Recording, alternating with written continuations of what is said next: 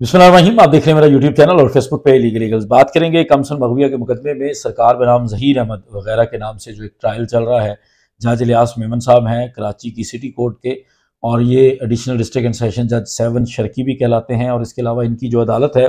ये gender based violence की special अदालत है। स्पेशल अदालत इसको इसलिए कहा जाता है कि इसके अंदर खासकर जो जेंडर बेस्ड किस्म की वायलेंस जो है उससे मुतल्लिक जितने भी मुकदमात होते हैं उनके ट्रायल, और उनके लिए इसको स्पेशल कोर्ट जो है वो डिक्लेयर किया गया है। इसका प्रोसीजर दूसरी अदालत से थोड़ा मुख्तलिफ होता है। इसके अंदर जो विक्टिम होती है, विक्टिम को थोड़ा प्रोटेक्शन के अंदर रखा जाता है। विक्टिम का आई कांटेक्ट भी जो है वो नहीं करवाया जाता मुल्ज़मान या गवाहान के साथ, और काफ़ी हद तक दूसरे जो हमारे नॉर्मल ट्रायल चलते हैं उनसे इसका तरीक़ेकार मुख्तलिफ होता है इस अदालत के अंदर कार्रवाई का। आज इस चीज़ के ऊपर बात करेंगे जो बार बार आप लोगों का सवाल होता है। जो लोग इस मुकदमे को 16 अप्रैल से ऑनवर्ड फॉलो कर रहे हैं,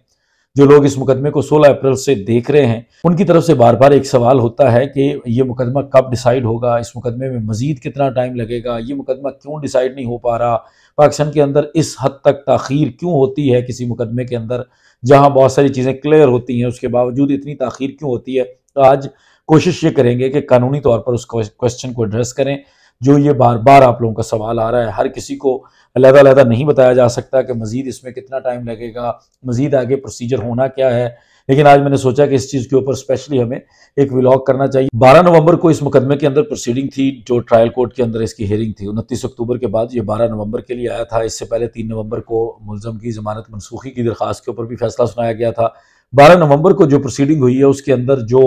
ऑनरेबल कोर्ट की तरफ से तहरीरी एक शॉर्ट ऑर्डर जारी किया गया है, पहले वो मैं आप लोगों को बता देता हूँ। उसके बाद मैं आप लोगों को बताता हूँ कि ये केस अब वाकई ही फैसला कुन मराहल की तरफ जा रहा है। इसके अंदर जो ट्रायल होता है हमारा, जिसको हम हमारी ज़ुबान में ट्रायल कहते हैं, कानून के हिसाब से आप उसको मुकदमा समझ लें कि जो मुकदमा प्रॉपर चलता है। जिस तरह बहुत सारे लोग पहले मुझसे पूछते थे तो मैं बार बार ये जिक्र करता था कि ये मुकदमा अभी शुरू ही नहीं हुआ, तो वो जो मुकदमा शुरू होने वाली चीज़ है ये उसकी तरफ अब आगे चल पड़ा है। तो उसके बाद मैं समझता हूँ कि ये डिसाइड होने में ज़्यादा टाइम नहीं लेगा।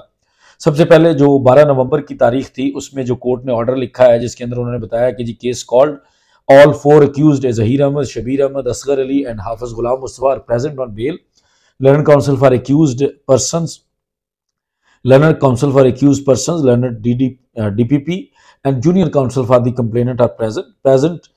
Process non-bailable warrant of 6 absconding accused persons returned unserved which is not satisfactory। इसके ऊपर हम जरूर बात करेंगे कि अगर ऑनरेबल कोर्ट ये खुद लिख रही है तो उसके बाद ऑनरेबल कोर्ट ने क्या किया है। जो हमारी अदालतें करती हैं जब उनको लगता है कि अदालतों के साथ अदालतों को गुमराह किया जा रहा है, अदालतों के सामने झूठ बोला जा रहा है, अदालतों के सामने बेबुनियाद तरीके से फजूल बातें करके अदालतों में ताखीरी हरबे इस्तेमाल किए जा रहे हैं, पुलिस की तरफ से कोई काम नहीं किया जा रहा जिस काम के लिए उनको बार बार हुक्म दिया जा रहा है, तो जो अदालतें करती हैं और इस केस के अंदर जो अदालत ने किया उसके ऊपर जरूर बात करेंगे।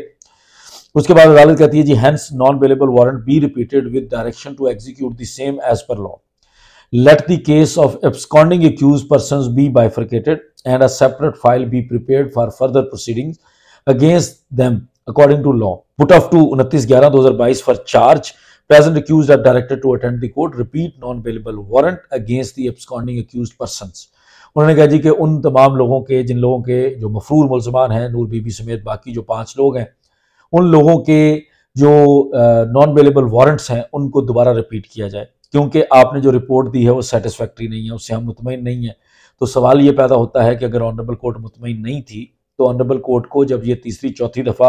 नॉन बेलेबल वारंट्स इशू करते हुए बार बार उनको ये ऑर्डर पास करना पड़ रहा है, तो उन्होंने उसके ऊपर क्या सख्ती दिखाई, उन्होंने क्या सरजनिश की उस तफ्तीशी अफसर की, उन्होंने क्या सवाल जवाब किया, उन्होंने क्या उसका एहतसाब किया जो तफ्तीशी अफसर जानबूझकर ऑनरेबल कोर्ट के अहकामात के ऊपर अमल दरामद नहीं कर रहा। लेकिन अदालत ने सिर्फ इतना हुक्मनामा जारी कर दिया कि वो नॉन बेलेबल वारंट्स दोबारा रिपीट कर रहे हैं, हम आपको दोबारा नॉन बेलेबल वारंट्स नाकाबिल जमानत वारंट गिरफ्तारी दे रहे हैं, आप जाएं और उन 6 मुल्ज़मान को लाहौर से या जहां जहां वो हैं उनको लेकर आएँ। इसके अलावा ऑनरेबल कोर्ट ने कुछ नहीं किया। हमारे यहाँ अगर ऑनरेबल कोर्ट के सामने एक या दूसरी दफ़ा से ज़्यादा, मैक्सिमम दूसरी दफ़ा के बाद अगर नॉन बेलेबल वारंट्स को एग्जीक्यूट ना किया जा रहा हो, नॉन बेलेबल वारंट्स को सीरियसली ना लिया जा रहा हो हमारी पुलिस की तरफ से, हमारे बाकी कोई भी इन्वेस्टिगेटिंग एजेंसी हो उसकी तरफ से, ऑनरेबल कोर्ट शो काज भी सर्व करती है उस तफ्तीशी अफसर को, उसके जो सुपीरियर्स होते हैं उनको भी लिखा जाता है और बार बार उनकी सरजनश करके उनके लिए कुछ पीनल किस्म के कॉन्सिक्वेंसेज अनाउंस किए जाते हैं ताकि उनको सजा का खौफ हो और वो अदालत के हुक्म के ऊपर अमल दरामद करवाएं। लेकिन इस केस के अंदर जज इलियास मेमन साहब ने, विद ऑल ड्यू रिस्पेक्ट, जज साहब ने वो काम नहीं किया जो कि जज साहब को करना चाहिए था। उसके अलावा जो सबसे बेहतरीन काम किया, और इस काम को मैं अब जो जिक्र करने लगा हूं कि दोनों जो केसेस को अलहदा करने वाला है, इसके ऊपर पहले आप लोगों को मैं ये बता दूं कि एक वो टेढ़ी टांगों वाला शैतान जो है, कुछ लोगों की रिक्वेस्ट है कि उसको काला शैतान भी कहा जाए, लेकिन टेढ़ी टांगों वाला शैतान है, उसकी टांगें टेढ़ी हैं। उस गंदे इंसान की तरफ से इस केस को यूं रिपोर्ट किया गया कि मुल्ज़म ज़हीर अहमद ने एक दरखास्त दी है। मुल्ज़म ज़हीर अहमद ने बहुत ही कानून को मानने वाला होते हुए ये दरखास्त दी है, ये कहा है कि जनाब मेरा केस अलहदा कर दें, देखिए मैं आ रहा हूं, मैं केस को फेस करना चाहता हूं, बाकी मुल्ज़मान का केस अलहदा कर दें। और उसकी दरखास्त के ऊपर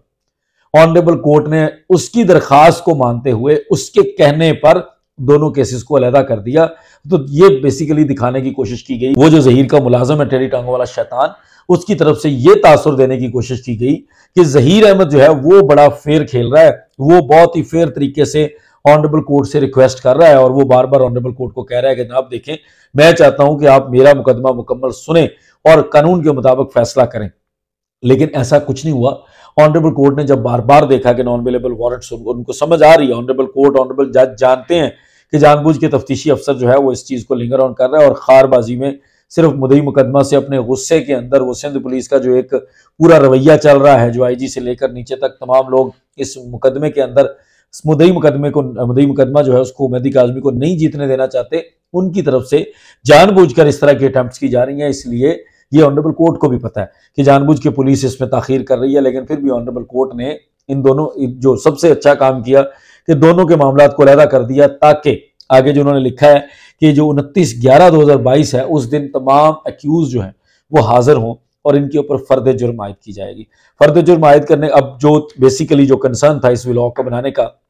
जो आप लोगों का सवाल है कि अब मुकदमे में कितना टाइम लगेगा, मजीद कितनी देर हमें इस मुकदमे को देखना पड़ेगा, तो देखें अब मुकदमा शुरू होने जा रहा है। फर्द जुर्म आयद होने के बाद हमारे क्रिमिनल सिस्टम में कोई भी मुकदमा जो शुरू होता है, जो ट्रायल शुरू होता है, जो ट्रायल स्टार्ट होता है, किसी का जो ट्रायल होता है क्रिमिनल केस के अंदर, उसका जो मुकदमा बाकायदा चलता है वो फर्द जुर्म आयद होने के बाद होता है। इंग्लिश में उसको फ्रेमिंग ऑफ चार्ज कहा जाता है कि चार्ज फ्रेम किया जाएगा, और उर्दू में उसके लिए फर्द जुर्म आयद करने का जो टर्म है वो इस्तेमाल की जाती है। इसलिए अब आप लोगों को ये देखना पड़ेगा कि आने वाले दिनों में जब फर्द जुर्म आयद होगी और उसके बाद जब शहादतें होंगी, जो पहले मुद्दई मुकदमा की तरफ से प्रोसिक्यूशन के जो विटनेसेस हैं वो पेश किए जाएंगे, उसके बाद इसके अंदर मुद्दई मुकदमा मेहदी काज़मी से लेकर अगर उनके कोई रिश्तेदार हैं, उसके अलावा जो पुलिस के लोग हैं जिन्होंने तफ्तीश की इस तमाम मामले की, वो तमाम लोग भी प्रोसिक्यूशन की तरफ से as a witness, as a गवाह पेश होंगे। और उसके बाद दूसरी साइड जो ज़हीर की है उनको ये मौका दिया जाएगा कि वो जिरा कर सकते हैं इन गवाहान के ऊपर,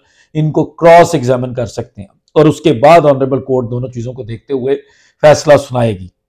जो मुल्ज़िमान की स्ट्रेटजी नजर आ रही है कि वो गवाहान, अगर कोई गवाहान कमजोर होते हैं, अगर शुरू में कोई शहादत कमजोर होती है तो मुल्ज़िम के पास एक रेमेडी होती है जिसको 265K कहा जाता है, जिसके अंदर वो मुकदमे को खारिज करवाने, मुकदमे के अंदर पूरा ट्रायल होने से पहले बरी होने के लिए दरखास्त देता है कि जी मुझे बरी कर दें, मुझे नहीं लगता कि मुझे सजा होगी। आप इन गवाहान की गवाही देख लें, जिन लोगों ने गवाही दी अभी तक, एक ने, दो ने, जितने भी, उसके बाद वो प्रोसीड कर सकता है 265K के लिए। अदरवाइज अगर गवाही ठीक चल रही है तो दोनों साइडों की जो गवाही है वो मुकम्मल होने के बाद, शहादत मुकम्मल होने के बाद समिंग अप आर्ग्यूमेंट्स होते हैं। सम अप करने के बाद दोनों पार्टीज के ऑनरेबल कोर्ट जो है मुल्ज़िमान को अदालत में खड़े करके एक जजमेंट अनाउंस कर देगी, एक फाइनल जो अपना वर्डिक्ट है वो अनाउंस कर देगी। तो 29/11 के बाद अगर फर्द जुर्म आयद 29/11 को हो जाती है, लेकिन ये भी याद रखिएगा कि ये चारों मुल्ज़िमान अगर अवेलेबल होंगे,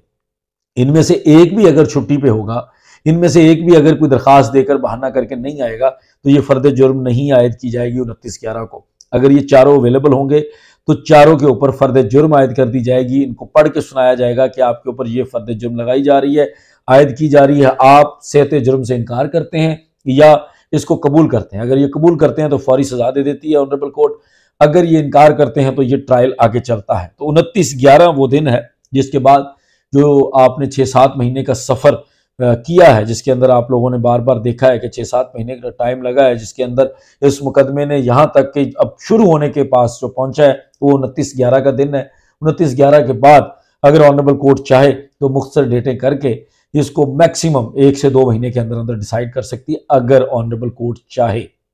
जज इलियास मेमन साहब चाहें, जो कि कानून के मुताबिक तो बहुत जल्दी उन्होंने चीज़ों को डिसाइड करना होता है, लेकिन हमारे मुल्क के अंदर जो मुकदमात हैं अगर वो कानून के मुताबिक टाइम के ऊपर डिसाइड हों तो फिर तो पाकिस्तान की अदालतों में कोई मुकदमा पेंडिंग ही ना रहे। लेकिन 29/11 के बाद जिस मामले के अंदर चीज़ें स्टार्ट हो रही हैं, वो जो कराची का टेढ़ी टांगों वाला शैतान मुलाजम है जहीर का, वो जो प्रोपेगेंडा कर रहा था कि जहीर ने शायद ये मुकदमा अलहदा करवाया और जहीर बहुत ज़्यादा कानून के मुताबिक चाह रहा है, उसके वकला चाह रहे हैं, तो ऐसा कुछ नहीं है। ये ऑनरेबल कोर्ट ने खुद डिसाइड किया है और अब इनका केस अलहदा होगा। जो नूर बीबी समेत बाकी लोग हैं उनके जो नॉन अवेलेबल वारंट्स हैं, नाकाबिल जमानत गिरफ्तारी के जो वारंट्स हैं, उनका प्रोसीजर चलता रहेगा। और वो मैं आपको बता चुका हूँ कि सिंध पुलिस कभी भी पंजाब के अंदर कार्रवाई ना कर रही है, ना ही करेगी। वो जब तक ऑनरेबल कोर्ट खुद पेन नहीं लेगी, ऑनरेबल कोर्ट खुद सख्ती नहीं करेगी, तब तक ये काम नहीं होने वाला। मजीद 29 भी आ रही है और उसके अलावा 17/11 को मुलजम जहीर की तरफ से मुलाकात की जो दरख्वास्त है उसके ऊपर फैसला कोई नए जज साहब उसकी प्रोसीडिंग्स करेंगे। वो अभी तक ऑनरेबल जज जो है वो अपॉइंट नहीं किए गए। कौन से जज जस्टिस सलाउद्दीन पावर साहब की जगह पर उस मुकदमे की समाअत करेंगे उसका भी फैसला नहीं हो सका। जैसे ही उसका भी फैसला होगा उसके ऊपर बात करेंगे और फिर जो जज साहब होंगे उनके मिजाज के हिसाब से भी आपको अपडेट करने की कोशिश करेंगे। बहुत शुक्रिया। अस्सलाम वालेकुम।